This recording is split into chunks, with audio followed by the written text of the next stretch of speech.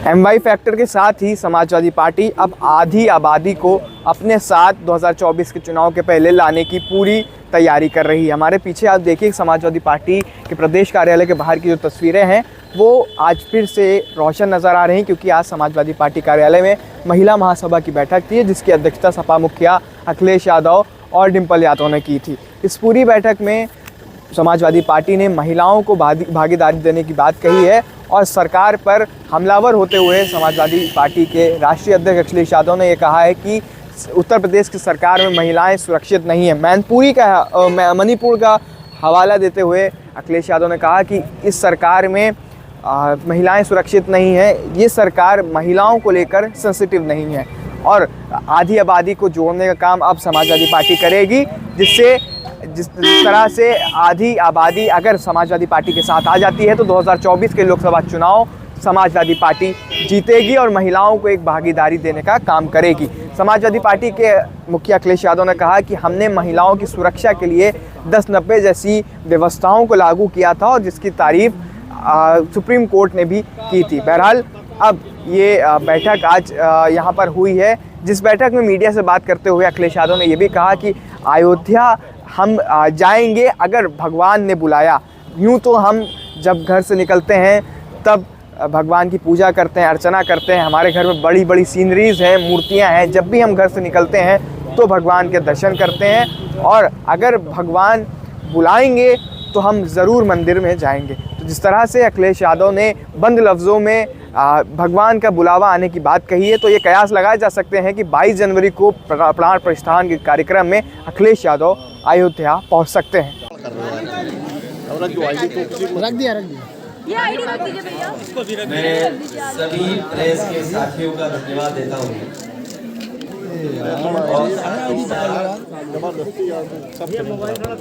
Samajwadi party प्रदेश और राष्ट्रीय संगठन के इधर ही से रखो पदाधिकारियों की जो बैठक है,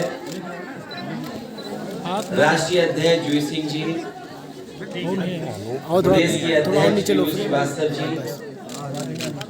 और उनके संगठन के सभी पदाधिकारियों का मैं बहुत बहुत धन्यवाद और आभार प्रकट करना चाहता हूँ। ये महिला सभा का कार्यक्रम हो रहा है। पिछले कई घंटों से पदाधिकारियों ने और महिला संगठन की हमारे सभी सदस्यों को बोलने का मौका मिला है। इधर उत्तर प्रदेश में जो चुनाव होने जा रहा है 2024, समाजवादी महिला संगठन पूरी ईमानदारी के साथ समाजवादी पार्टी को जिताने का काम करेगा। जब समाजवादी पार्टी ने नारा पीडीए का दिया है तो ये नारा तभी पूरा होता है जब इसमें आधी आबादी की भागीदारी हो। पिछड़े, दलित, अल्पसंख्यक और आधी आबादी की बात समाजवादी लोग हमेशा उठाते रहे हैं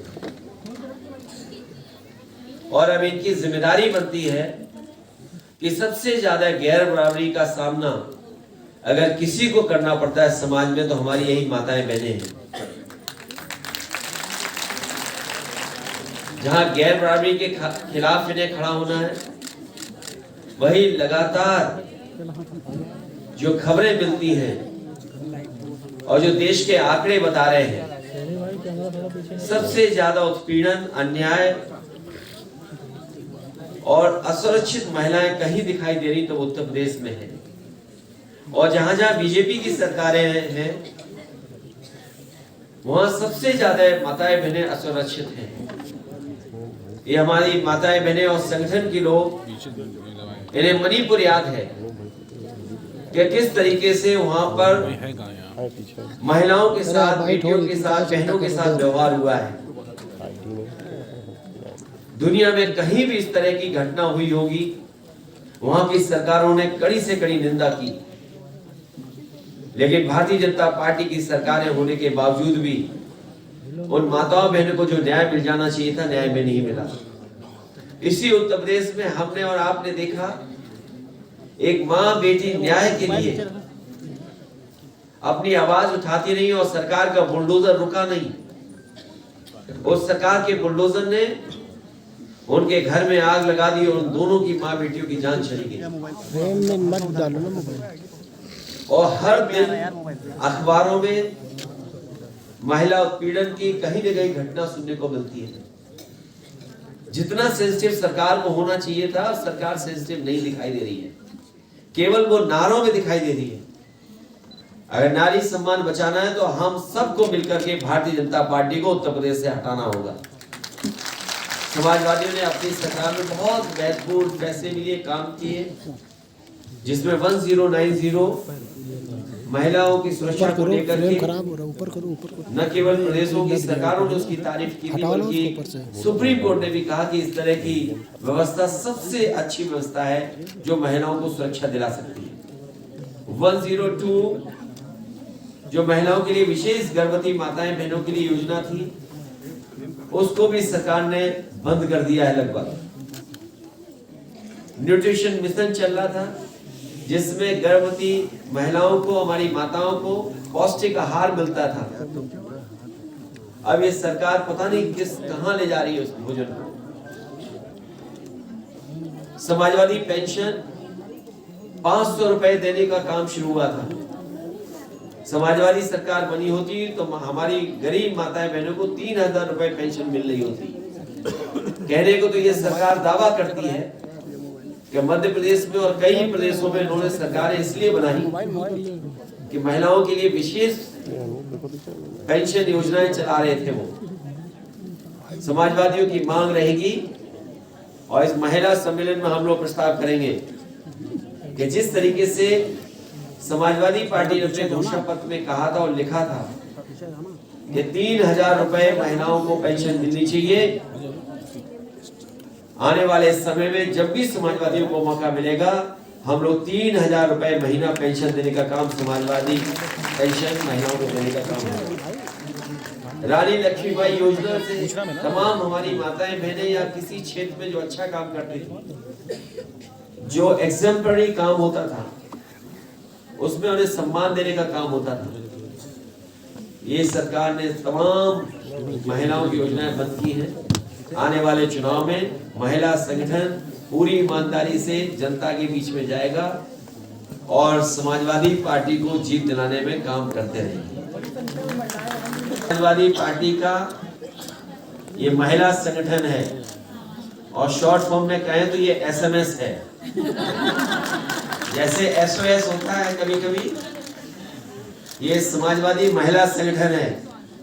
ये हर परिस्थिति में मुकाबला करने का काम करेगा। महिला खिलाड़ी अवार्ड वापस कर रही है बहुत सारी। मुझे दुख है इस बात का कि जो नारी बंधन, नारी सम्मान की बात कर रहे हैं, उन्हें पहलवान जो महिलाएं हैं, बेटियां, उनका दुख नहीं दिखाई देता है। पहले भी हम समाजवादियों ने कहा कि महिला पहलवानों के साथ हैं और महिलाएं के साथ कहीं भी अन्याय होगा, अगर किसी तरह की घटना होगी तो महिलाओं को न्याय दिलाने के लिए समाजवादी पार्टी उनके साथ है। सर चैनल एक साथ बोल रहे हैं, किसको बोलूं? सर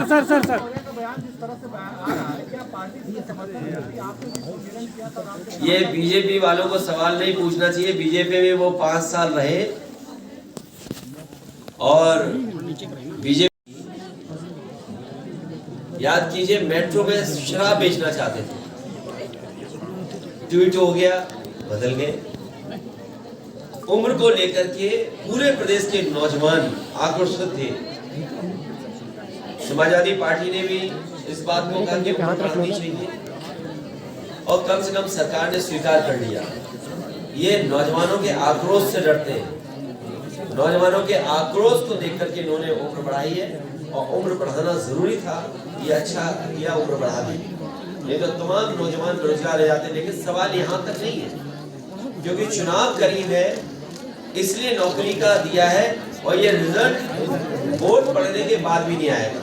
इसलिए प्रेस के लोगों को मैं धन्यवाद देता हूँ, अपने पूरे संगठन की महिलाओं का धन्यवाद देता हूँ बहुत शानदार संगठन की बैठक है और इतना अच्छा कार्यक्रम हो रहा है, इसके लिए बधाई।